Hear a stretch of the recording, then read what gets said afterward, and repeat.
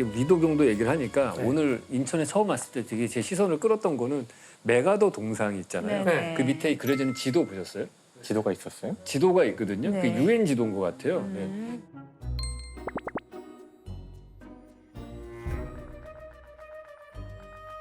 보통 일반적으로 우리 지도 그러면은 이 아시아에 사는 사람들은 유라시아 대륙이 그려져 있고 태평양이 있고 북아메리카, 남아메리카 그렇죠. 대륙이 있잖아요. 유럽 사람들은 이제 대서양이 가운데 그려져 있는 그렇죠. 지도 쓰잖아요. 네네. 근데 이 유엔에서 만든 지도는 북극에서 내려다본 지도를 쓰더라고요.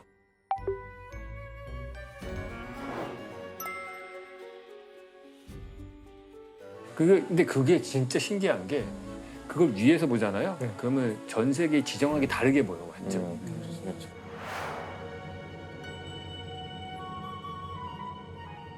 우리가 왜 한국에서 미국을 갈 때 이렇게 태평양으로 맞아요. 안 가고 북극으로 가잖아요.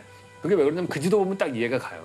내가 제일 가까운 뉴욕 갈 곳이 때 가까워. 북극으로 가는 게 제일 직선 코스거든 딱. 근데 이게 무슨 핵심적인 아이디어가 있냐면 옛날에 세계의 역사를 보면은 맨 처음에는 지중해가 역사의 중심이잖아요. 그 유럽 역사 보면은. 왜냐하면 그 그리스 배들을 보시면은 가운데에 직사각형 도시 있고 밑에 엄청나게 노가 많아요. 그러니까 우리가 트로이 전쟁하러 갈 때 그리스 해군을 보면은 뒤에서 오는 바람 불 때는 이 돛을 피고 쭉 네. 가고 앞에서 불어오는 바람이 오면은 밑에 노를 엄청 지어야 되는 거야. 그런 배를 이용해서 가는 거는 100km에서 200km밖에 못 가는 거예요.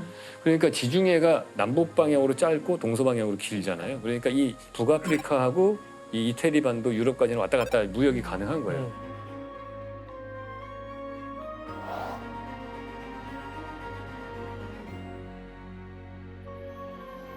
그런데 그때 제일 피해를 본 사람들이 누구냐? 북유럽 사람들이에요. 왜냐면은 이 배를 타고서 지중해를 벗어나잖아요. 그러면 편서풍 때를 딱 만나면은 얘네들은 전진이 안 돼요.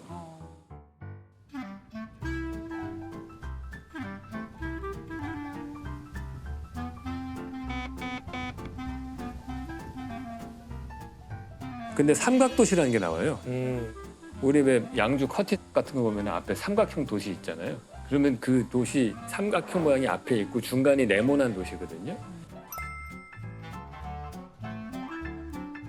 그게 뭐냐면 얘는 특이하게 앞에서 불어오는 바람에서도 전진이 가능해요.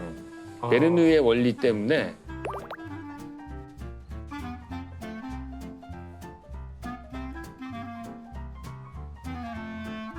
이게 앞에서 불어오는 바람이 딱 오면은 이게 대각선으로 가요, 배가. 그러면 이쪽으로 왼쪽으로 딱 가면 그때 돛을 딱 반대로 돌려. 그럼 오른쪽으로 가고 이제 딱 반대로 왼쪽으로 가고. 그러니까 지그재그로 해서 지그재그로 해서 전진이 돼. 그러면은 오롯이 바람의 힘으로만 이게 계속 전진이 가능한 거예요. 야, 그거 대단한 발견이었겠네. 어마어마하죠. 그래서 그걸 맨 처음 시작한 거는 사실은 이 포르투갈에 있는 엔리케 왕자 같은 사람들이 대항해 시대를 연 게 삼각도 때문에 시작이 된 거거든요.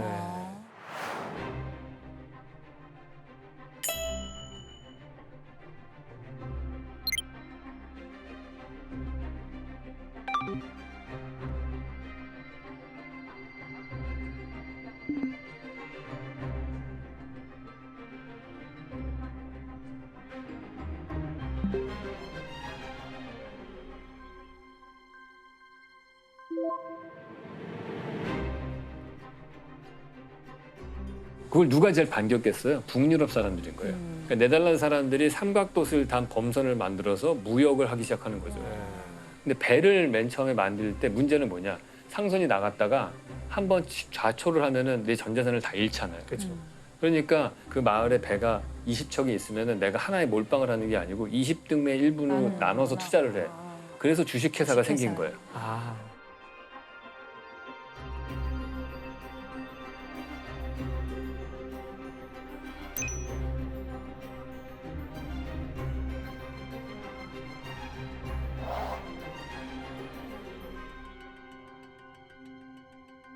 근데 이제 네덜란드가 상업으로 돈을 많이 벌다가 영국이 후발주자인데 영국 사람들이 네덜란드랑 막 경쟁을 하다가 영국이 압도를 해서 결국에는 이제 대영 제국을 만들죠.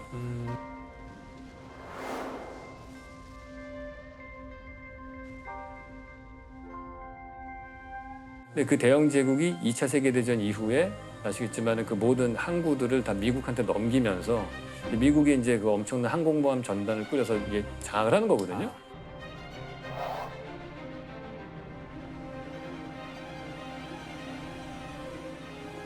이게 또 우리가 항상 이렇게 말로만 듣죠. 바다가 중요하다. 네. 예, 바다에서 그 힘의 향방이 결정된다. 말로만 들었는데 지금 말씀 듣고 보니까. 근데 지금까지는 그거를 어떻게 했냐면 러시아는 바다로 나가고 싶을 거 아니에요. 네.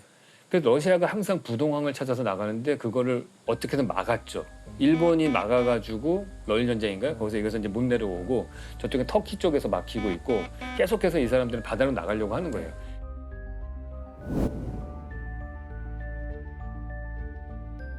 근데 제국을 죽이는 가장 좋은 방법은 공간의 확장을 스탑시키는 거예요. 그러니까 어떻게든 바다로 못 나오게 하는 거예요. 근데 이게 이제 관건이 뭐냐 하면은 북극해가 있잖아요. 네. 근데 북극해가 지금까지는 소련이 나갈 수가 없었어요. 이게 겨울에는 얼기 때문에.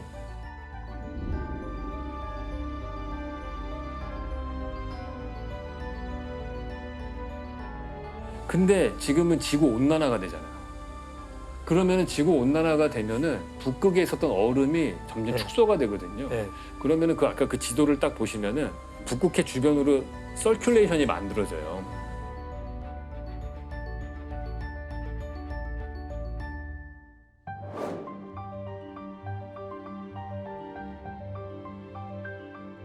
여름에는 이제 한 바퀴 돌 수가 있는 거예요. 근데 거기서 더 온난화가 되잖아요. 그럼 1년 12달 뺑뺑이 돌 수 있어요. 그러면은 지중해에서 대서양 무역으로 갔다가 더 큰 바다인 태평양 시대로 왔잖아요. 네. 이 다음 시대에 지구 온난화가 되면은 북극해이 시대가 오는 거예요. 근데 북극해이 시대가 오면은 거기에 접한 나라가 누구예요? 소련이 제일 많이 접해 있어요. 러시아가. 네. 그 다음에가 캐나다. 그 다음에 다행히 미국은 알래스카가 좀 있고. 그 다음에 덴마크가 갖고 있는 그린랜드가 있죠. 네. 그러니까 그 나라들이 엄청난 힘을 가질 수 있어요. 그래서 모든 북반구에 있는 모든 나라들의 무역이 이제 굳이 남중국해를 거쳐서 페르시아반을 가는 이럴 필요가 없는 거예요. 그냥 모든 무역을 다 그 북해 위에서 다 할 수 있네. 위에서. 근데 그게 최단 거리잖아요. 네. 위에서 오면은. 그러니까 그게 최고의 무역 루트가 되면은 모든 도시의 배치와 무역의 중심지가 다 바뀌는 거예요. 그러면 그때는 만약에 그 정도 때가 되면 러시아가 지금보다 훨씬 더 강력해질 수 있어요. 근데 보세요. 이제 지구 온난화가 되면 시베리아 동토가 높고 그러면은 거기가 이제 농사를 지을 수 있는 땅이 될 것이고 네. 이제 우크라이나 곡창지대가 아니고 시베리아 동토가 곡창지대가 될 수도 있는 거고 그 얘기가 완전히 다른 거예요. 그러면. 이야.